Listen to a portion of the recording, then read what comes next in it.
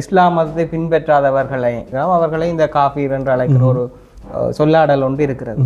ஆகவே அவர்கள் எந்த நோக்கத்தில் அந்த சொல்லை பயன்படுத்துகிறார்கள்?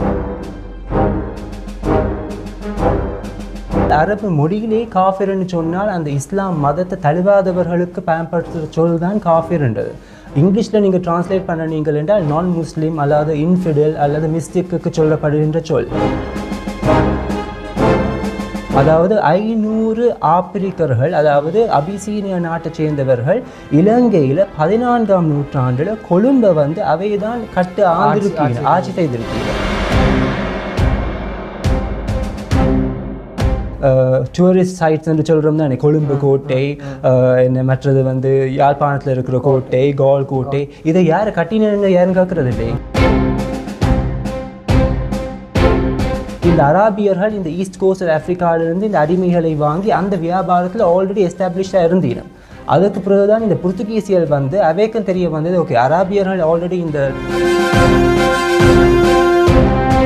வேற்று கிரகத்திலிருந்து வந்த ஒரு பிரஜைகளாக தான் இவையை பார்க்கிறீனமே ஒழிய இலங்கையில் பல நூற்றாண்டுகளாக அவர்கள் நேரடியாகவே திருமணம் செய்கின்ற மதத்துக்கு செல்கிறார்களா, இல்லை திருமணம் செய்கின்றவர்கள் அவர்களுடைய அந்த மதத்தை கலாச்சாரத்தை பின்பற்றுகிறார்களா? வந்து இவை கிறிஸ்துவர்களாக தான் இருந்திருக்கணும். ஆனால் வந்து இவைக்கு தெரியும் வந்து இவை ஒரு பௌத்த மதத்தை ஒரு சிங்களவர் இவையை கல்யாணம் கட்டினோம் என்றால் அந்த ஒரு சிங்களத்துக்கு கிடைக்கிற அந்த மதிப்பு மரியாதையும் இவைக்கு கிடைக்கும். ஆயால வந்து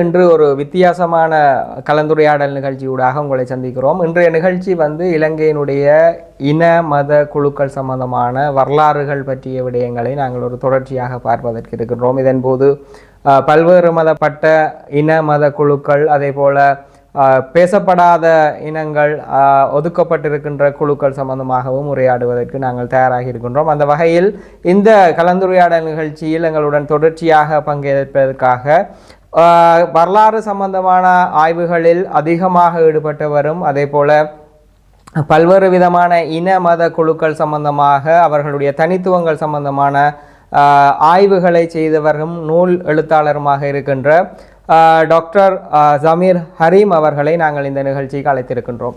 வணக்கம். வணக்கம். நாங்கள் இன்றைய நிகழ்வில் குறிப்பாக பேசப்பட இருக்கின்ற விடயத்தை பார்க்கின்ற பொழுது இந்த கஃபீர் இனம் சம்பந்தமான விடயங்களை நாங்கள் பார்க்க இருக்கின்றோம். அந்த வகையில் இவர்களினுடைய வரலாறு எங்கே ஆரம்பிக்கின்றது? நீங்கள் கஃபீர் இனம் என்று நீங்கள் எடுத்தீங்கள் என்றால் அந்த கஃபீர் இனத்துக்கான அந்த சொல் கஃபீர் என்றதே வந்து ஒரு அரபி சொல்லிருந்து வந்த ஒரு சொல்லாக இருக்குது. ஆனால் இலங்கையில் மட்டும்தான் நம்மளோட ஆப்பிரிக்க சந்ததியினர் வந்து கஃபீர் என்று அழைக்கிறீனம். ஆனால் நீங்கள் ஆப்பிரிக்க கண்டத்தை எடுத்து நீங்கள் என்றால் நீங்கள் சவுத் ஆஃப்ரிக்கா, லெசோத்தோ, பாட்ஸ்வானா அப்படியான நாடுகளுக்கு நீங்கள் போனீங்கள் அந்த இது ஒரு பிரச்சனைக்கு உட்பட்ட ஒரு சொல்லாக தான் இருக்குது. நீங்கள் ஒரு ஆப்பிரிக்க இனத்தவர்களை நீங்கள் கஃபீர்னு சொன்னீங்கள் என்றால் அங்கே ஒரு கலவரமே ஏற்படும். ஏன்னு சொல்லி இது ஒரு டெரகேட்டரி டேர்ம், ஒரு இனத்தை வந்து ஒரு கேவலப்படுத்தி ஒரு இலக்கணமாக சொல்கிற ஒரு சொல்லாக தான் ஆப்பிரிக்க கண்டத்தில் பார்க்குறீங்க. இலங்கையில் வந்து ஆங்கிலத்தில் கஃபீர் என்றும், தமிழில் காப்பிலி என்றும், சிங்களத்தில் வந்து காப்பிரி என்றும் அழைக்கப்படுகின்ற ஆப்பிரிக்காவிலிருந்து இலங்கைக்கு கொண்டு வரப்பட்ட அடிமைகள் மற்றும் சிப்பாய்கள், இராணுவத்துக்கு வந்த இராணுவ வீரர்கள், அவருண்ட சந்ததியினர் குறிப்பிட்ட ஒரு சொல். ஸ்ரீலங்கன் ஆஃப்ரிக்கன் கம்யூனிட்டிக்கு அக்காலத்திலிருந்து, அதாவது புர்த்துகீசிய காலகட்டத்திலிருந்து இவைக்கு யூஸ் பண்ண அந்த சொல் தான் காப்பிரி என்று சொல்கிறது. அது நான் சொன்ன மாதிரி வந்து முதல் முறையாக வந்து அராபியர்கள் தான் இந்த காஃபிர் என்ற அந்த சொல் வந்து பயன்படுத்தினது. காஃபிர் என்று சொன்னால் ஒரு மதமற்றவர்கள், அதாவது ஒரு இன்ஃபிடல்னு சொல்லுவோமே, மிஸ்டிக் அண்டு இஸ்லாம் அற்றவர்களுக்கு அராபியர்கள் முதல் முறையாக அந்த ஈஸ்டர்ன் கோஸ்ட் ஆஃப் ஆஃப்ரிக்காவிலிருந்து அந்த அடிமைகளை வாங்குகிற தருணத்தில் இந்த அடிமைகளுக்காக பயன்படுத்தின சொல் தான் இந்த காஃபிர்ன்றது. அதுக்கு பிறகுதான் இந்த புர்த்துகீசியர்கள், அதாவது 16ஆம் நூற்றாண்டு கணக்கிலிருந்து இந்த புர்த்துகீசியர்கள் வந்து அதே ஈஸ்ட் கோஸ்ட் ஆஃப் ஆஃப்ரிக்காவிலிருந்து பிரதானமாக வந்து மொசாம்பிக் நாட்டிலிருந்து மற்ற நாடுகளிலிருந்தும் இந்த அடிமைகளை வாங்கி போட்டு இவையை வந்து கொண்டு வர்றது இந்தியாவில் வந்து மலபார் கோஸ்ட், கோவா, அதே மாதிரி தியூ, தமான் என்று சொல்லப்படுகின்ற இடங்கள் வந்து 16ஆம் நூற்றாண்டு தொடக்கத்திலிருந்தே இது வந்து போர்ச்சுகீஸ் காலனிஸாக இருந்தது. ஸோ அந்த காலனிஸுக்கு கொண்டு வந்து அதுக்கு பிறகு வந்து இலங்கை வந்து ஒரு போர்த்துகீசிய காலனியாக மாற்றப்பட்ட பொழுது, இலங்கையின் மேரிடைம் ப்ராவின்சஸ் வந்து போர்ச்சுகீஸ் காலனைஸ்ட் ஏரியாஸை மாற்றப்பட்ட பொழுது வந்து இந்தியாவிலிருந்து இவை வந்து இலங்கைக்கு கொண்டு வரப்பட்டினம். முதலாக வந்து இவை அடிமைகளாக கொண்டு வந்தினம். அடிமைகளாக கொண்டு வந்ததன் பிறகு இவை வந்து போர் வீரர்களாக மாறினினம். ஏன்னு சொன்னால் வந்து அடிமைகள் சோல்ஜர்ஸ் நம்பர் வந்து குறைஞ்சு கொண்டிருந்த தருணத்தில் போர்த்துகீசியர்கள் இலங்கைக்கு வந்த பொழுது இவைக்கு வந்து கன யுத்தங்கள் போர்கள் புரிய வேண்டிய ஒரு கட்டாயத்துக்கு உட்பட்டினும் அந்த தருணத்தில் வந்து இலங்கை சிங்களவர்களோ தமிழர்களோ வந்து போர்த்துகீசிய ஆர்மியில் ஜாயின் ஆக இல்லை. ஆகையால் வந்து வெளிநாடுகளிலிருந்து தான் கொண்டு வர வேண்டிய ஒரு கட்டாயத்துக்கு உட்பட்டினம். இவை வந்து மலாக்கா, மலேசியாவில் இப்போ இருக்கிற மலாக்கா அப்படியான போர்ச்சுகீஸ் காலனிஸ்லேருந்து கொண்டு வந்தினம். அதே தருணத்தில் வந்து இந்தியாவிலிருந்து சிப்பாய்கள் கொண்டு வரப்பட்டினம்.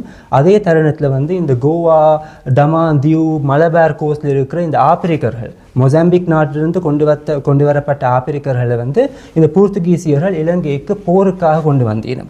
ஏன்னு சொன்னால் இந்த கன யுத்தங்கள் நடைபெற்றன. இலங்கையின் வரலாற்று எடுத்து நீங்கள் யூஸ்வலாகவே இந்த காப்பெரி சமுதாயம் என்றாலே அடிமைகள் மட்டுமென்று தான் நாங்கள் சொல்கிறது. அதற்கு முன்னதாக ஒரு சின்ன தெளிவுபடுத்தல், குறிப்பாக நீங்கள் பார்த்தீங்களென்றால் கிழக்கு மாகாணத்தில் இருக்கின்ற முஸ்லீம் மக்களை நாங்கள் அவர்களுடன் உரையாடுகின்ற பொழுது அவர்கள் இஸ்லாம் மதத்தை பின்பற்றாதவர்களை, இந்துக்களாக இருக்கலாம் அல்லது பௌத்தர்களாக இருக்கலாம் அல்லது கத்தோலிக்கர்களாக இருக்கலாம், அவர்களை இந்த காஃபீர் என்று அழைக்கிற ஒரு சொல்லாடல் ஒன்று இருக்கிறது. ஆகவே அவர்கள் எந்த நோக்கத்தில் அந்த சொல்லை பயன்படுத்துகிறார்கள்? முஸ்லீம்கள் ஏன்னு சொன்னால் வந்து அரபு மொழியிலேயே காஃபிர்ன்னு சொன்னால் அந்த இஸ்லாம் மதத்தை தழுவாதவர்களுக்கு பயன்படுத்துகிற சொல் தான் காஃபிர்ன்றது. இங்கிலீஷில் நீங்கள் டிரான்ஸ்லேட் பண்ண நீங்கள் என்றால் நான் முஸ்லீம் அல்லது இன்ஃபிடல் அல்லது மிஸ்டிக்கு சொல்லப்படுகின்ற சொல். இந்த அரபியர்கள் முதல் முறையாக நான் சொன்ன மாதிரி இந்த மொசாம்பிக், ஈஸ்ட் கோஸ்ட் ஆஃப் ஆஃப்ரிக்காவிலேருந்து இந்த அடிமைகளை வாங்கி போட்டு இவே இந்த நாட்டுக்கு கொண்டு போனினோம். இப்போ இன்று வரையும் நீங்கள் ஈராக், குவைட் அப்படியான நாடுகளுக்கு போனீங்கள் என்றால் அங்கேயும் இந்த ஆஃப்ரிக்காவின் சந்ததியினர் இன்னும் வாழ்ந்து கொண்டிருக்கணும். அவைக்கு பேர் வந்து ஜன்ஜெண்டு. ஆனால் அங்கே வந்து காஃபி பயன்படுறது இப்போ குறைவு. அதே தருணத்தில் வந்து இந்தியாவிலையும் சித்தி கம்யூனிட்டி என்று இருக்கணும், சித்தி சமுதாயம் உண்டு. தென் இந்தியாவில் கர்நாடகா, அதே தருணத்தில் வந்து குஜராத் மாகாணத்தில் வந்து ஆஃப்ரிக்கன் கம்யூனிட்டி இருக்கணும். அதே மாதிரி பாகிஸ்தான்லேயும் வாழ்றணும். இவைக்கு வந்து புர்த்துகீசியர்கள் பயன்படுத்தின சொல் தான் காஃபிர்ன்றது.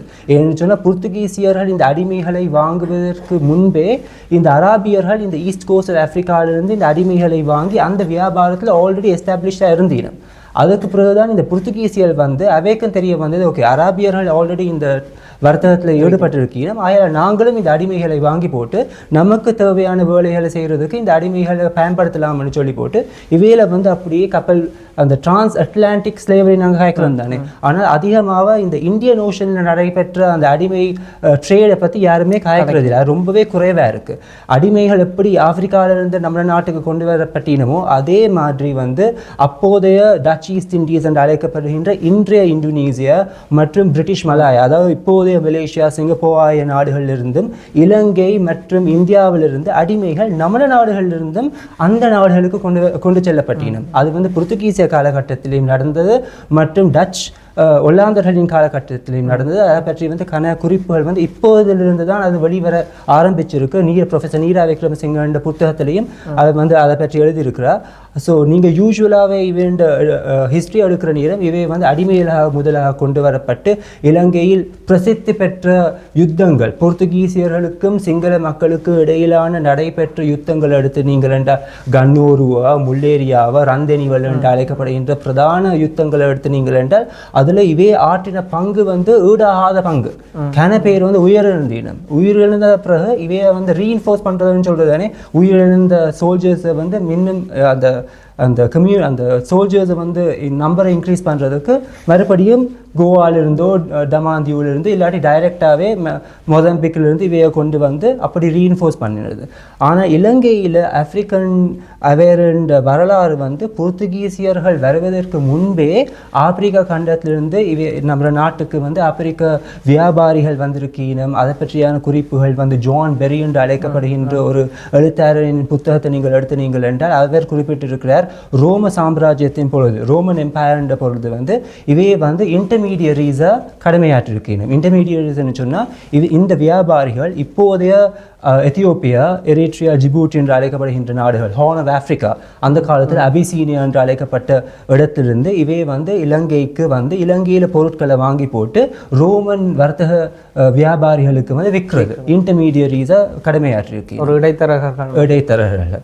அதே தருணத்தில் வந்து இந்த அடம்ஸ் பீக் இவ்வளவு பிரசித்தமான ஒரு இடமா இருக்குது. அப்போ பாரசீக நாட்டிலிருந்து வந்த கன பேர் வந்து பில்கிரிம்ஸாக வந்திருக்கிறீனும். அதே தருணத்தில் ஆப்பிரிக்கா நாட்டிலிருந்தும் கன பேர் வந்தீனும். அதற்கான குறிப்புகள் எத்தியோப்பியா நாட்டிலையும் இருக்குது. இலங்கைக்கு போயிருக்கிறதான வரலாற்று சான்றிதழ்கள் எத்தியோப்பியாலையும் இருக்குது. அபிசீனியா என்று அழைக்கப்பட்ட இப்போதைய எத்தியோப்பியா. அதே மாதிரி வந்து இப்னு பட்டூட்டா, நீங்கள் எல்லாரும் கேள்விப்பட்ட பிரசித்தி பெற்ற ஒரு நாடு கான் பயணி. அவர் வந்து இலங்கைக்கு 14ஆம் நூற்றாண்டில் 1344ஆம் ஆண்டு இலங்கைக்கு விஜயம் செய்த பொழுது வந்து அவர் குறிப்பிட்டிருக்கிறார், நம்ம நாட்டின் ராஜா அவரை வந்து சுல்தான் என்று தான் அழைச்சிருக்கிறார். சுல்தான் என்று தான் அவருடைய ட்ராவலோகில் எழுதியிருக்கிறார். ஆரிய சக்கரவர்த்தி. மற்றும் கொழும்பு பிரதேசம் வந்து ஜலஸ்தி என்று அழைக்கப்படுகின்ற ஒரு சி லார்ட் அண்ட் வசீர் என்று குறிப்பிட்டார். வசீர் என்று சொல்றது ஒரு பெரும் பகுதி வகிக்கிற ஒரு மனுஷர். சி லார்ட் என்ற ஒரு சமுத்திரத்தின் ராஜா மாதிரி. அவருடைய கீழே வந்து 500 ஹப்ஷீஸ், அதாவது 500 ஆப்பிரிக்கர்கள், அதாவது அபிசீனியா நாட்டை சேர்ந்தவர்கள் இலங்கையில் 14ஆம் நூற்றாண்டில் கொழும்பை வந்து அவைதான் ஆட்சி செய்திருக்கீங்க. அது வந்து இலங்கையில் மட்டுமல்ல, நீங்கள் இந்தியாவின் வரலாற்றை எடுத்து நீங்கள் என்றாலும் அந்த டெல்லி சுல்தனேட் அவைண்ட வரலாற்றை நீங்கள் பார்த்து நீங்கள் என்றாலும் டெக்கான் சுல்தனேட், விஜயநகர் பேரரசு அவைண்ட ராஜ்யத்தில் வந்து இந்த ஆப்பிரிக்கர்கள் அடிமைகளாக வந்திருந்தாலும் பிற்காலத்தில் அவைகளுக்கு அந்த அடிமை இடத்திலிருந்து அவை விடுவிக்கப்பட்டு அதற்கு பெரிய ஒரு படைகளின் சீஃப் தளபதிகளாக மாலிக் அம்பர் என்று அழைக்கப்படுது. இந்தியாவின் வரலாற்று பேர் போனவர் தான் மாலிக் அம்பர். அவையெல்லாம் வந்து ஹபிஷிஸ்தானிலிருந்து ஹப்ஷீஸா வந்து அடிமைகள் பிற்காலத்தில் வந்து தளபதிகளாகவும் ராஜாக்களாகவும் ராஜாக்களையே ஆட்டி படைக்கக்கூடிய திறன் கொண்ட வீரர்களாக வந்து அவை வந்து டெவலப் ஆகி கொண்டு போனோம். அதே மாதிரி தான் இலங்கையில் 14ஆம் நூற்றாண்டுகளில் இலங்கையின் கொழும்பு மாகாணத்தில் கொழும்பு பிரதேசம் வந்து இவையண்ட ஆட்சிக்கு உட்பட்ட இடம். அதே தருணத்தில் ஜான் ஆஃப் ஃப்ளாரன்ஸ் என்று ஜியோவானி டி மேரினியோலி என்று அழைக்கப்படுகிற இட்டாலிய ஒரு போதகர், அவர் இலங்கைக்கு அதே டைமில் வந்து விஜயம் செய்த பொழுது, அதாவது 14ஆம் நூற்றாண்டில் இப்னு பட்டூட்டா வந்து ஒரு சில வருடங்களுக்கு பிறகு அவர் வந்த தருணத்தில் அவர் குறிப்பிட்டிருக்கிறார், இப்படியான ஒரு கொள்ளைக்காரர், அவர் ஒரு பைரட்னு தான் சொல்கிறது, அவர் வந்து ஒரு கிறிஸ்தவ போதகராக இருந்த தருணத்தினாலோ தெரியாது, ஒரு கொள்ளைக்காரர் வந்து இவரை சிறைப்பிடிச்சு சில மாதங்கள் இவரை வச்சு இவருடைய செல்வத்தை எல்லாம் வந்து இவை வந்து கொள்ளையடிச்சிருக்கிறோம் அந்த கதையை வந்து அவருடைய புத்தகத்தில் அவர் குறிப்பிட்டிருக்கிறார்.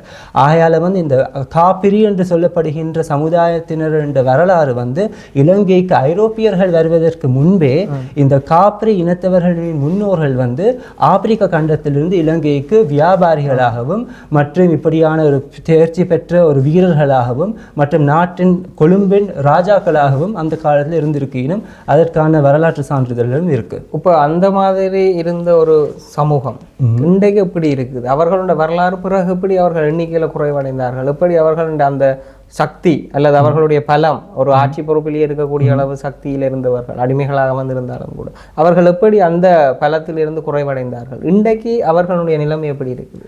இன்றைக்கு அவண்ட நிலைமையை பார்த்து நீங்கள் ரொம்பவே பரிதாபக்கூடிய ஒரு நிலைமையில தான் இருக்கணும்.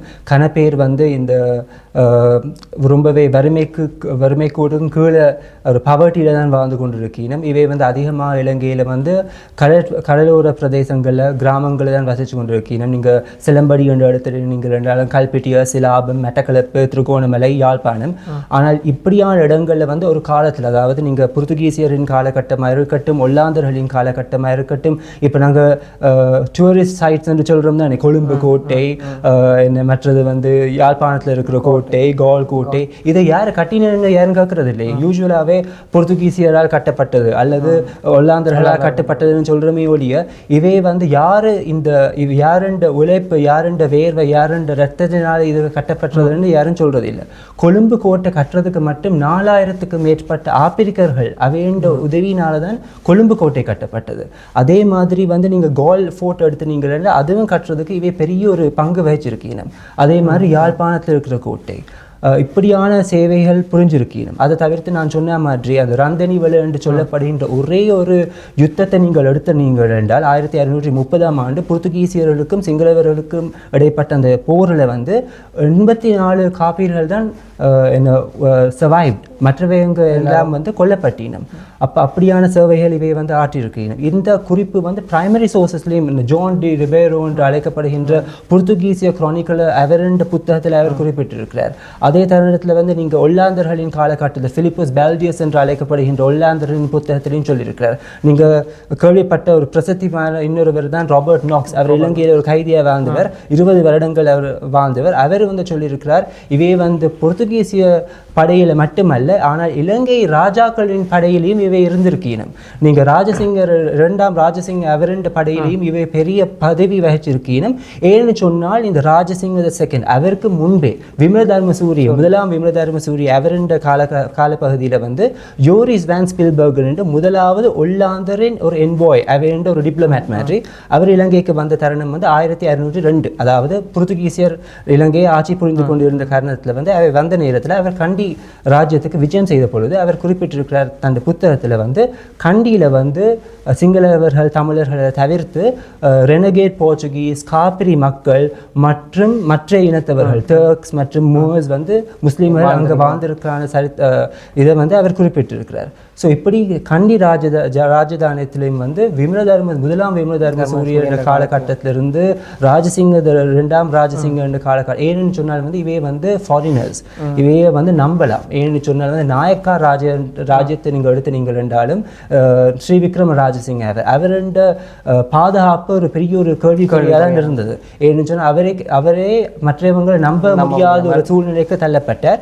அவருடைய குடும்பத்தை பாதுகாக்கிறதுக்காக இந்த காப்பிரி இனத்தவர்களும் மற்றும் ஸ்ரீலங்கன் மிலே என்று அழைக்கப்படுகின்ற மலாய் இனத்தவர்கள் தான் இவைக்கான அந்த செக்யூரிட்டி இவையோட க்ளோஸ் செக்யூரிட்டி சர்க்கிளில் வந்து இந்த வெளிநாட்டாளர்கள் தான் பெரிய பங்கு வகிச்சு மலைகளுக்கு நடுவில் அவரை கொண்டு போய் பாதுகாத்து இவையெல்லாம் பாதுகாத்தது வந்து இந்த காப்ரி என்று அழைக்கப்படுகின்ற இந்த ஆப்பிரிக்கன் முன்னோர்களும் அதே மாதிரி இந்த மலாய் இனத்தவர்களின் முன்னோர்கள் அப்படி வாழ்ந்து பெரும் சேவையாற்றிய இந்த குடும்பம் இந்த சமுதாயம் வந்து போக போக அப்படி அழிஞ்சு கொண்டு வந்தது.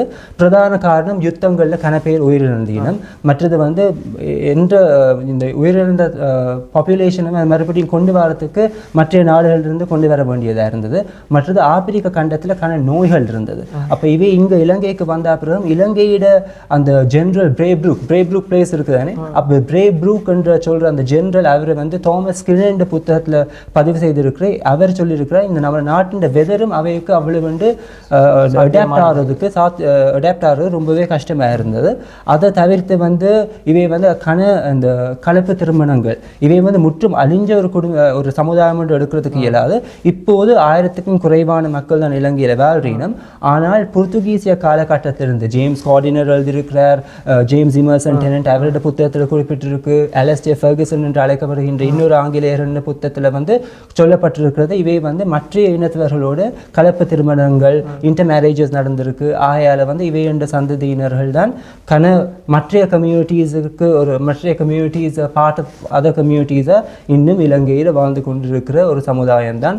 ஆனால் இந்த கூலி வேலைகள் மற்றும் துயரங்களுக்கு உட்பட்ட ஒரு சமுதாயம். ஒரு காலத்தில் வந்து இவை வந்து இராணுவ வீரர்களாகவும் படை தளபதிகளாகவும் ஆங்கிலேயர்களின் ஆட்சி காலத்தில் இந்த தெருக்கள் ரோட் கன்ஸ்ட்ரக்ஷன்ஸுக்கு இவை பெரிய ஒரு பங்கு வகிச்சினம். நீங்கள் ஹில் கண்ட்ரி எடுத்து நீங்கள் என்றால் அங்கே ரோடு எல்லாம் வந்து அதிகமாகவே இவைகளால் கட்டப்பட்ட ரோட்ஸ் தான். இதை பற்றி பேர் குறிப்பிட்டிருக்கீங்க அவையுடைய புத்தகங்களில். ஸோ இப்படி சேவையாற்றினவர்கள் பிறகு வந்து சால்டர்ன் அதாவது உப்பளம், நீங்கள் புத்தளம் அந்த பிரதேசங்கள் வந்து உப்பளத்தில் இவை வேலை செய்தீனம். உப்பளத்தில் வந்து செக்யூரிட்டி கார்ட்ஸாகவே தான் இருந்தீனம் மற்றும் கூலிகளாக வேலை செய்தீனம். அதுக்கப்புறம் அந்த வெள்ளக்காரர்களோட காலகட்டத்தில் இவைக்கு பாடசாலைகளும் நிறுவப்பட்டீர்கள். ஏன்னு சொன்னால் இவை வந்து சோல்ஜர்ஸாக இருந்தது. ஆங்கிலேயர்களின் காலகட்டத்தில் இவைக்கு கற்பிக்கிறதுக்கு இவைக்காகவே பாடசாலைகள் நிறுவப்பட்டது. நீங்கள் இப்போ நாங்கள் இருக்கிற இடத்துல ஆமர் ஸ்ட்ரீட் இருக்குதானே, ஆமர் ஸ்ட்ரீட் என்று அழைக்கப்படுற ரெவரண்ட் ஆண்ட்ரூ ஆமர் அவரே வந்து ஒரு காப்ரி இனத்தவர்களுக்காக நிறுவப்பட்ட பாடசாலையில் ஒரு ஹெட் மாஸ்டராக இருந்தவர் தான் இந்த ரெவரண்ட் ஆண்ட்ரூ ஆமர் என்று அழைக்கப்படுகின்றவர். அதே மாதிரி குருநாகலில் வந்து இலங்கையில் வந்து ஆங்கிலேயர்களின் காலப்பகுதியில் ஆட்சி காலத்தில் வந்து 3ஆம் 4ஆம் சிலோன் ரைஃபிள் ரெஜிமெண்ட் முற்றுமுழுதாக முழுமையாகவே இந்த காப்பிரி இனத்தவர்களை கொண்ட ஒரு படையாக தான் இருந்தது, 2 படைகள். அதே மாதிரி இலங்கையில் நடைபெற்ற இந்த ஊவர் ரெபெலியன் மற்றும் ஆங்கிலேயர்களுக்கு எதிராக செய்யப்பட்ட புரட்சிகளில் வந்து இவே தான் அந்த நாட்டின் ரெவல்யூஷன் எல்லாம் கண்ட்ரோல் பண்ணுறதுக்காக அதே மாதிரி ஆங்கிலேயர்களின் காலகட்டத்திலையும் இதே இந்த கோவா, தமான், தீவு என்று அழைக்கப்படுகின்ற போர்த்துகீசியர்களின் காலனிஸ்ல இருந்து தான் இலங்கையின் கவர்னர்ஸ் அழைக்கப்படுகின்றன. ஃப்ரெட்ரிக் நார்த்தா இருக்கட்டும் அல்லது தாமஸ் நேத்தன், அந்த வெளிநாடுகளிலிருந்து தான் இவையை கொண்டு வந்தது. அதுக்கு பிறகு வந்து இவையின் தேவை வந்து இல்லாமல் போனது. ஏன்னு சொன்னால் வந்து யுத்தங்கள் குறைவடைந்தது. இலங்கையில் வந்து 1815ஆம் ஆண்டிலிருந்து முற்று முழுதாகவே ஒரு பிரிட்டிஷ் காலனியாக மாற்றப்பட்டது. அதுக்கு பிறகு வந்து இவையின் சனத்தொகை வந்து குறைஞ்சது. மற்றது வந்து இவைக்கான அந்த கலப்பு திருமணங்கள் அப்படியான நடந்ததுனாலும் நோய்வாய்ப்பட்டு கனப்பேர் இழந்தீனும், மற்றது இந்த போர்களில் வந்து கனப்பேர் உயிரிழந்தீனும், மற்றது வந்து இந்த அடிமைகள் அந்த ஸ்லேவரி அபாலிஷ் பண்ணதன் பிறகு 1844ஆம் ஆண்டு சில பேர் வந்து இந்தியாவுக்கு போனதான வரலாறும் இருக்கு, சில பேர் ஆப்பிரிக்காவுக்கும் போனதான வரலாறு இருக்கு. ஸோ இப்படியான கதைகளின் காரணத்தினால வந்து இவையோட சனத்தொகை வந்து குறைவடைஞ்சிருக்கு. ஆனால் இப்போதைக்கு வந்து இந்த சிலம்படி என்று அழைக்கப்படுகின்ற இடத்துல மட்டும் பிரதானமாக இந்த கல்பிட்டிய, சிலாபம் அந்த இடங்களில் தான் இவை வாழ்றினும், அதை தவிர்த்து யாழ்ப்பாணத்தில் வந்து இப்போ பார்க்குறதுக்கே குறைவாக இருக்குது. ஆனால் இவையோட முன்னோர்கள் வந்து இலங்கையில் சிங்கள மக்களாக இருக்கட்டும், தமிழ் மக்களாக இருக்கட்டும், மற்றும் இந்த போர்த்துகீஸ் பர்கர்ஸ் என்று அழைக்கப்படுகிற பரங்கி இனத்தவர்கள் அவைகளோட வந்து அதிகமாக கல்யாணம் கட்டியிருக்கீனும். அதற்கான வரலாற்று சான்றிதழ் ஜேம்ஸ் கார்டன் என்ற புத்தகத்தில் குறிப்பிட்டிருக்கிறார். இவை வந்து மியூசிக், டான்ஸும் மியூசிக்கும் இவே வந்து பெரிய ஒரு பங்காற்றிருக்கீங்க. நீங்கள் கஃப்ரின்யா மியூசிக் நீங்கள் கேள்விப்பட்டிருப்பீங்க, பைலா மியூசிக் நீங்கள் கேள்விப்பட்டிருக்கீங்க, அதே மாதிரி மஞ்சா என்று சொல்லப்படுகின்ற மியூசிக், இவே கண்டு ஒரு தனித்துவமான ஒரு இசை, அதே மாதிரி இவேக்கான ஒரு டான்ஸ் இதைகள் தான் செய்து கொண்டிருக்கீங்க. இப்போ வந்து இவையோட படிப்பறிவு லிட்ரஸி இந்த சமுதாயத்தில் ரொம்பவே குறைவாக இருக்குது. கூலி வேலைகள் தான் செய்து கொண்டிருக்கணும். இவையே வந்து அந்த சிலம்படி என்று சொல்லப்படுகின்ற கிராமத்திலிருந்து இலங்கை கொழும்புக்கு கொண்டு வந்து இவை வந்து யூஸ்வலாகவே ஏமாற்றப்படுகின்ற ஒரு சமுதாயமாக இருக்குது. ஏன் படிப்பறிவு குறைவு. மற்றது இவைக்கு வந்து சொல்கிறது யூஸ்வலாகவே நாங்கள் 10,000 20,000 நாங்கள் தரனாங்க, நீங்கள் வந்து இங்கே வந்து நீங்கள் மியூசிக் ப்ளே பண்ணி போட்டு நீங்கள் டான்ஸ் ஆடி போட்டு நீங்கள் போங்க. ஆனால் இவைக்கு சொல்லப்படுகின்ற அந்த சம்பளம் வந்து இவைக்கு கிடைக்காமல் போகிறது. மற்றது இலங்கையில் இன்றும் இவை வந்து அந்நிய ஒரு சமுதாயமாக தான் பார்க்குறீங்க. வேற்று கிரகத்திலிருந்து வந்த ஒரு பிரஜைகளாக தான் இவையை பார்க்கிறீனமே ஒழிய இலங்கையில் பல நூற்றாண்டுகளாக, அதாவது ஐரோப்பியர்கள் இலங்கைக்கு வருவதற்கு முன்பிலிருந்தே இந்த நாட்டில் வாழ்ந்து ஒரு பெரும் சேவை ஆற்றிய ஒரு சமுதாயமாக இலங்கையில் பார்க்கறது குறைவு. ஆனால் இப்போ இவர்களோட இப்போதைய வாழ்க்கை வறுமையில் இருந்தாலும் இவையல் சம்பந்தமாக இவர்கள் இப்பொழுது இலங்கை பிரஜைகளாக வாழுகிறார்களா, அல்லது இவர்கள் இன்னும் அதிலேயும் வேறுபாடு அவர்களுக்கு காணப்படுகிறது? இலங்கை பிரஜைகளாக தான் வாழ்றீனும், ஆனால் நான் சொன்ன மாதிரி வந்து இவை பற்றிய விழிப்புணர்வு வந்து ரொம்பவே குறைவாக இருக்குது இலங்கையில். 1871ஆம் புள்ளி விபரத்திலிருந்து 1911ஆம் ஆண்டு வரையிலான காலப்பகுதியில் வந்து எல்லா சென்சஸ்லேயும் வந்து ஸ்ரீலங்கன் கஃபீர், சிலான் கஃபீர் என்றும் அல்லது கஃபீர் என்று ஜென்ரலாகவே குறிப்பிடப்பட்ட சமுதாயம் வந்து அந்த 20ஆம் நூற்றாண்டின் முதற் பகுதியிலிருந்து இன்று வரையிலான இவையை பற்றி எந்த ஒரு விபரமும் ஒரு புள்ளி விபரத்திலேயே இல்லை. அப்போ கணப்பேருக்கு தெரியாத ஒரு சமுதாயமாக இருக்குது. மற்றது வந்து இவை வந்து பாடசாலைகளுக்கு பிள்ளைகள் போகிற தருணத்திலையும் பாடசாலைகளிலும் இவை வந்து ஆப்பிரிக்க இனத்தை சேர்ந்தவங்க என்ற காரணத்தினால வந்து இவையை வந்து இன்சால்ட் பண்ணுறது, பெஜாரிட்டிவ் ஒரு டிஸ்கிரிமினேட்டரி டேர்ம்ஸ் பயன்படுத்துறது எல்லாம் இருக்குது. மற்றது நான் கவனித்த ஒரு விஷயம் வந்து இலங்கையில் மட்டும்தான் இன்று வரை இந்த சமுதாயத்துக்கு நாங்கள் வந்து கஃபீர் என்று அழைக்கப்படுகின்ற வெளிநாடுகளில் பிரதானமாகவே ஆப்பிரிக்காவில் வந்து பெரிய ஒரு கலவரத்தை உண்டாக்க அந்த ஒரு ஆன்டிக்வேட்டட் டேர்ம் இன்னும் நாங்கள் பயன்படுத்தி, நீங்கள் பீப்புள்ஸ் ஆஃப் ஸ்ரீலங்கா ஒரு புத்தகம் வெளியிடப்பட்டது சில வருடங்களுக்கு முன்பு. அந்த புத்தகத்திலையும் நம்ம நாட்டின் அரசினால் வெளியிடப்பட்ட புத்தகத்திலையும் வந்து இவைய ஸ்ரீலங்கன் கஃபீர் என்று தான் குறிப்பிட்டிருக்கேனுமே ஒழிய இவையை வந்து இலங்கை வாழ் ஆப்பிரிக்கர்கள் என்று குறிப்பிட இல்லை. ஸோ இப்படியான பல துயரங்கள், பல அல்லல்கள் மற்றும் இவைக்கான ஒரு உரிமை என்றதே இல்லாமல் இன்னும் அந்த கூலி வேலைகள் செய்து கொண்டு, கூலி வேலைகள் அந்த ஆங்கிலேயர்கள் காலத்திலையும் இவை நடந்தது. பிரதானமாக நான் சொன்ன மாதிரி இந்த ரெபலியன்ஸ் எல்லாம் முடிஞ்ச பிறகு அதுவும் இவைக்கான தேவை இல்லாமல் போனதன் பிறகு வந்து இவை வந்து கூலிகளாக தான் 1860ஆம் ஆண்டுகள் தொடக்கத்திலிருந்து பிரதானமாக மைல்மென் உண்டு, அதாவது ரோட் வந்து நிறுவுறதுக்கு இவை தான் பங்கு வகித்தது. ஆகையால் இவைக்கு மைல்மென் அந்த ஒரு ரோட் கன்ஸ்ட்ரக்ஷன்ஸுக்கு சேவை ஆற்றினும். ஆனால் அந்த காலகட்டத்திலிருந்து இவை இந்த பாப்புலேஷன் குறைஞ்சு கொண்டே வந்திருக்கு. கனப்பேர் வந்து இப்போ பௌத்த மதத்தை தழுவினும். ஆனால் ஆங்கிலேயர்களின் காலகட்டத்திலேயோ ஒல்லாந்தர்களின் காலகட்டத்தில் இவை வந்து அதிகமாக கிறிஸ்தவர்களாக வாழ்ந்தினும். மெயின்லி கேத்தலிக்ஸ் என்று சொன்னால் போர்த்துகீசியர்களால் கொண்டு வரப்பட்டவர்கள்.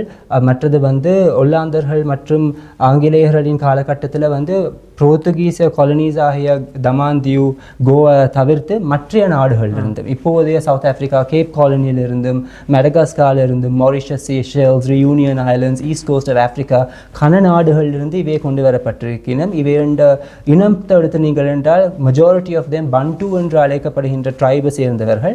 ஆனால் மற்ற இனத்தை சேர்ந்தவர்களும் இலங்கைக்கு கொண்டு வரப்பட்டு பிறகு இவைக்கு இடையிலான கல்யாணங்கள் நடந்து, ஆனால் இவைண்ட ஒரு ராபர்ட் ஹாரி என்று அழைக்கப்படுகின்ற ஒருத்தரின் புத்தகம் வெஸ்லியன் மிஷனரி சொசைட்டி என்ற புத்தகத்தில் குறிப்பிட்டிருக்கு.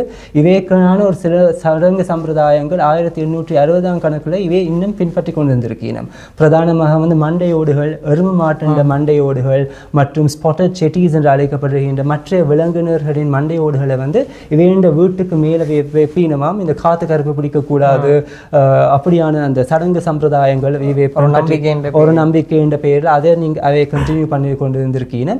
ரிபேரோ என்று அழைக்கப்படுகின்ற நான் சொன்ன மாதிரி அந்த ஜோ ரிபேரோ என்ற அந்த போர்த்துகீசிய காலப்பகுதியில் எழுதப்பட்ட புத்தகத்தில் வந்து இவை வந்து பாம்புகளை சாப்பிட்டதான குறிப்பும் இருக்கு. பாம்புகள்னு சொன்னால் ஒரு விலங்கையே சாப்பிடக்கூடிய ஒரு ஸ்டக் என்று அழைக்கப்படுகின்ற ஒரு பெரிய ஒரு மானையே சாப்பிடக்கூடிய பெரிய பாம்புகளை வந்து இவை வந்து சாப்பிட்டதாகவும் மற்றும் அசைவ உணவு தான் இவை கூடுதலாகவே சாப்பிட்டது என்று சொன்னால் இவை அதிகமாகவே அந்த இராணுவத்தில் இருந்ததால் அந்த மறுபடியும் அந்த ஆங்கிலேயர் என்ற குறிப்பு வந்து டிஃப்ரெண்ட்டாக இருக்குது. சில ஆங்கிலேயர்களின் புத்தகத்தில் வந்து இவையில வந்து ரொம்பவே ஒரு ப்ரேஸ் பண்ணி கதைக்கிற புத்தகங்களாக இருக்குது. சில ஆங்கிலேயர்களின் குறிப்பில் வந்து இவையை வந்து ரொம்பவே மட்டன் தட்டி கதைக்கிற இது, மற்றது இவை வந்து மாமிசம் போன்ற ஒரு இனமாகவும் மற்றது மது அருந்துற ஒரு இனமாகவும் அலஸ்டே ஃபர்கஸ் என்ற புத்தகத்தில் சொல்லியிருக்கிறார் வந்து if they are not drunk they are sleep and. So அப்படியான ஒரு ஆங்கிலேயர்களாலும் இவையே வந்து ரொம்பவே மட்டம் தட்டி தாழ்த்தப்பட்ட ஒரு சமுதாயமாக தான் வாழ்ந்திருக்கணும். அந்த ஆங்கிலேயர் ஏற்பட்ட அந்த தாக்கம் தான் இன்று வரை இவையை வந்து ஒரு வெளிநாட்டாளராகவும் ஒரு அந்நிய ஒரு சமுதாயமாகவும் இலங்கையில் இன்னும் பல துயரங்கள் அல்லல்களுக்கு உட்பட்ட ஒரு ஒரு சமுதாயம் ஒரு மைனாரிட்டியாக வந்து இவை வந்து கொண்டிருக்கீங்க. இப்போ நீங்கள் உரையாடுகின்ற பொழுது சொன்ன விஷயம், இவர்கள் வந்து பலர் திருமணங்களை செய்திருக்கிறார்கள், தமிழ் அல்லது இஸ்லாம் அல்லது பௌத்தர்கள் சம்பந்தமாக. அப்படி திருமணம் செய்தவர்கள் என்றபடியால் அவர்கள் இப்போது எந்த மதத்துக்கு செல்கிறார்கள்? அவர்கள் நேரடியாகவே திருமணம் செய்கின்ற மதத்துக்கு செல்கிறார்கள் அல்ல திருமணம் செய்கின்றவர்கள் அவர்களுடைய அந்த மதத்தை கலாச்சாரத்தை பின்பற்றுகிறார்களா? திருமண முறைமை எப்படி இருக்கிறது? அவர்கள் இன்னும் தங்களுடைய பாரம்பரிய முறைமையை பின்பற்றி கொண்டிருக்கணும். பாரம்பரியமாக வந்து இவை கிறிஸ்துவர்களாக தான் இருந்திருக்கணும். ஆனால் வந்து இவைக்கு தெரியும் வந்து இவை ஒரு பௌத்த மதத்து ஒரு சிங்களவர் இவையை கல்யாணம் கட்டினோம் என்றால் அந்த ஒரு சிங்களத்துக்கு கிடைக்கிற அந்த மதிப்பு மரியாதையும் இவைக்கு கிடைக்கும். ஆகையால் வந்து இவை வந்து ஒரு கிறிஸ்தவ பெயர்கள் எல்லாம் அப்படி ஓரம் தள்ளிவிட்டு இவை வந்து சிங்கள பெயர்கள் மற்றும் பௌத்த மதத்தை வந்து தழுவிக்கொண்டு அப்படி அட்லீஸ்ட் த்ரூ தேட் ஒரு சோஷியல் அங்கீகாரம் கிடைக்க வேணும் என்று ஏங்கிக் கொண்டு இருக்கிற ஒரு சமுதாயமாக தான் இருக்கணும். நான் சொன்ன மாதிரி படிப்பறிவு குறைவு, ஆயால் இவைக்கு என்ன நடக்கிறதுன்னு தெரியாது.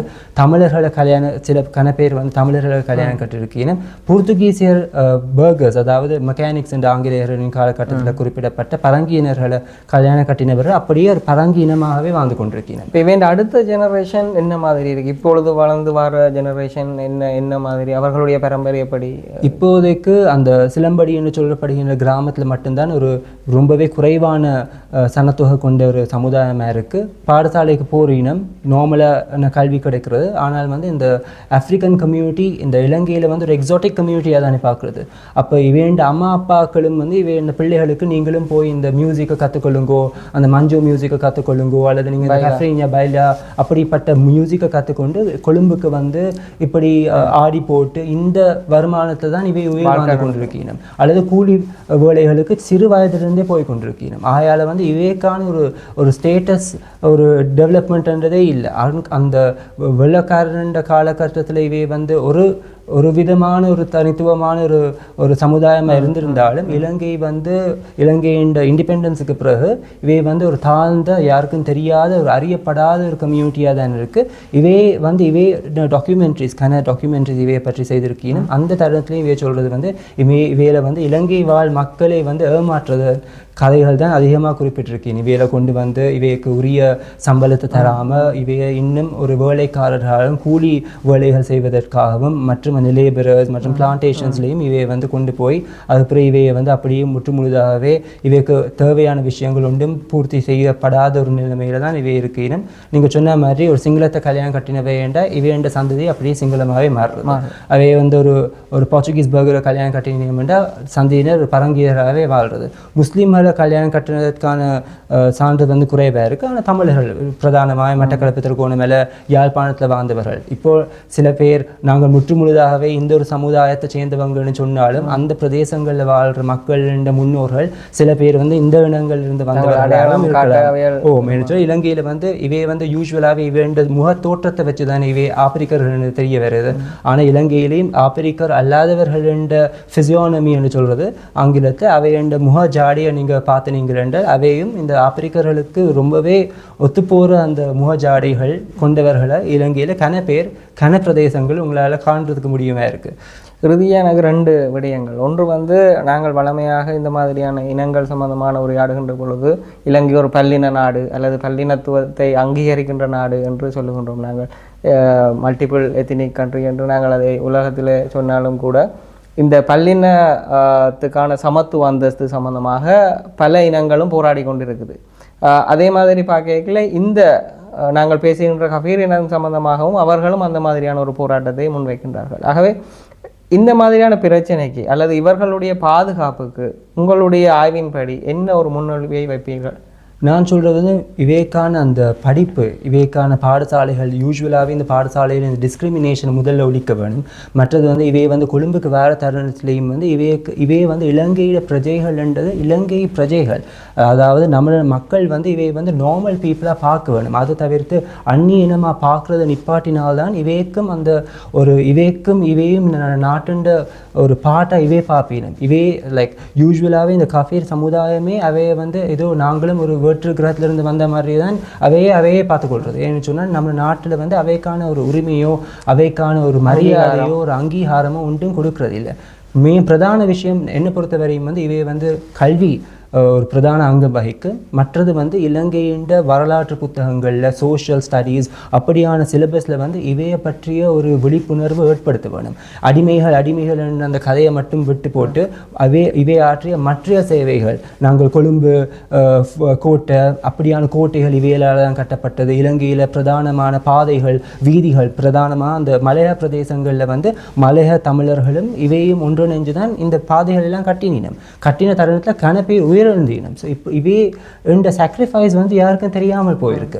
அதே மாதிரி நாங்கள் பைலா மியூசிக் எவ்வளோ பேர் ஒரு கிரிக்கெட் ஸ்டேடியத்துக்கு போனாலும் ஒரு எந்த ஒரு ஸ்போர்ட்டிங் இவெண்ட்டாக இருந்தாலும் அந்த பைலா மியூசிக் அவ்வளோ பிரசித்தியமாக இருக்குது. ஆனால் இந்த பைலா கஃப்ரின்யா மஞ்சா மியூசிக் இந்த மியூசிக்கே இவே கொண்டு அதுக்கப்புறம் இவையிலும் அந்த பரங்கி இனத்தவர்களும் இவை 2 பேரும் சேர்ந்து பிரசித்தி செய்த அந்த மியூசிக்குக்கான ஒரு அங்கீகாரமே இல்லை. ஸோ இவை இவைகளுக்கான ஒரு அங்கீகாரம் நம்ம நாட்டில் வர வேணும். மற்றது இந்த கஃபீர் என்று நான் அதுக்கு முற்றுமுழுதாக நான் அப்ஜெக்ட் பண்ணுறேன். நான் இப்படியான சொல் இன்னும் நம்மளோட பாவனையில் இருக்கிறது நமக்கு ஒரு இன்சால்ட்டிங்காக இருக்குது. ஏன்னு சொன்னால் மற்ற நாடுகளில் இந்தியாவை எடுத்து நீங்கள் இந்தியாவில் சித்தின்னு தான் அழைக்கிறது. சித்தின்னு சொல்கிறது இவை அடிமைகளாக பிற்காலத்தில் தளபதியான மாற்றப்பட்ட தருணத்தில் இவையை சையீத் என்று அழைக்கப்படுகின்ற, அதாவது ஒரு பெரிய ஒரு உத்தியோகத்தில் இருக்கிறவர்கள் பெரிய ஒரு அந்தஸ்தில் இருக்கிறவர்களுக்கு சொல்லப்பட்ட அந்த சயீத் சொல் தான் பிற்காலத்தில் சித்தி என்று மாற்றம் செய்யப்பட்டது. சயீத் நபி அவர்களின் சந்ததியினருக்கும் அதே சொல் தான் பயன்படுறது. ஆனால் இந்தியாவில் சித்தி கம்யூனிட்டி என்றும் மற்ற நாடுகளில் ஜென்ஜ் என்றும் மற்ற ஆசிய நாடுகளில் பல இன்னொரு பெயர்கள் தான் அவை பயன்படுத்தின ஒழிய இந்த கஃபீர் என்று சொல்கிற பெயர் பயன்படுத்துறது குறைவு. இலங்கையில் கஃபீர் லைம் என்று ஒரு எலுமிச்சை காய்க்கும் கஃபீர் லைம் என்று பெயர் இருக்குது. ஏன்னு சொன்னால் இந்த வெளிநாடு பிற்காலிலிருந்து கொண்டு வரப்பட்ட விஷயங்கள். ஆகையால் இவைகளுக்கான அந்த அங்கீகாரம் முதல்ல வந்து இந்த பாடசாலைகளில் வந்து பிரதானமாக இந்த ஆசிரியர்கள் வந்து இந்த பிள்ளைகளை வந்து அந்த எப்படி மற்ற பிள்ளைகளை பார்க்குறீனமோ அதே மாதிரி இந்த பிள்ளைகளையும் பார்க்க வேணும். சம அந்தஸ்து இந்த பிள்ளைகளுக்கு கிடைக்கப்பெற வேணும்.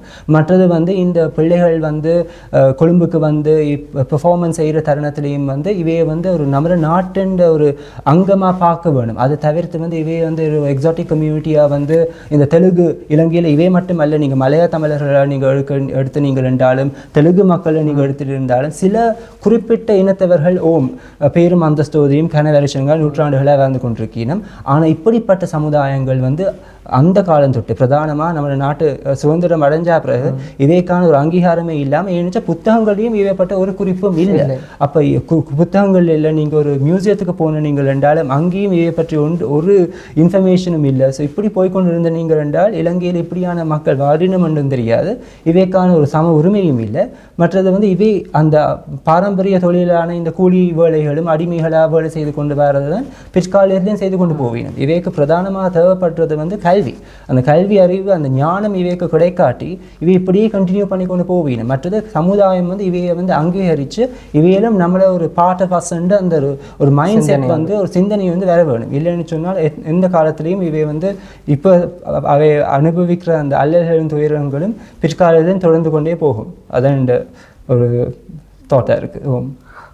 நல்லது. நாங்கள் இன்றைய தினம் கஃபீர் இனம் சம்பந்தமாகவும் அவர்களுடைய வரலாறு, அவர்கள் தற்பொழுது எதிர்நோக்குகின்ற பிரச்சனைகள் சம்பந்தமாக நாங்கள் கலாநிதி சமீர் ஹரீமுடன் உரையாடி இருந்தோம். நாங்கள் மற்றுமொரு நிகழ்ச்சியில் மற்றுமொரு இனக்குழு சார்ந்து அல்லது மதக்குழு சார்ந்து பேசுவதற்கு தயாராக இருக்கின்றோம். மீண்டும் ஒரு முறை இந்த நிகழ்ச்சியின் வாயிலாக உங்களை சந்திமைக்கு நன்றி கூறிக்கொண்டு விடைபெறுகின்றோம். வணக்கம்.